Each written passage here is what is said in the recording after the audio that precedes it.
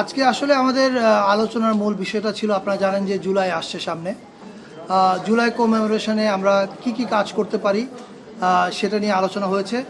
So অনেকগুলো পরিকল্পনা নিয়ে কাজ চলছে।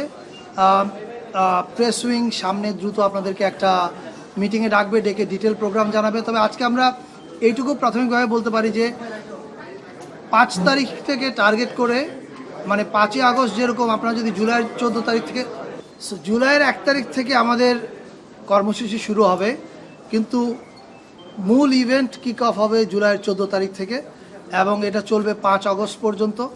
এবং আমাদের এই কর্মসূচির মূল উদ্দেশ্যটা হচ্ছে জুলাইতে যেরকম পুরো বাংলাদেশ এক হয়েছিল, আবার সেই অনুভূতিটাকে ফিরিয়ে আনা।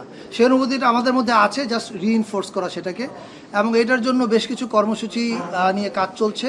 এটার ডিক্লারেশনটা হবে সম্ভবত সোমবারে, রাইট?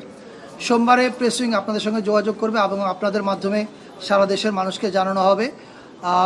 আপাতত আমার বলবার এইটুকুই আছে। এবং 5ই আগস্ট একটা ছুটি ঘোষণা করা হবে, সেটা হচ্ছে ছাত্র জনতার অভ্যুত্থান দিবস হিসাবে পালিত হবে। এটা এবছর থেকে প্রতি বছরই পালিত হবে। সো আপাতত আমার বলবার আছে এইটুকু, আর বাকি বিষয়ে শফিক ভাই আপনি অ্যাড করেন। আজকে আরো 5 আগস্ট, রাইট?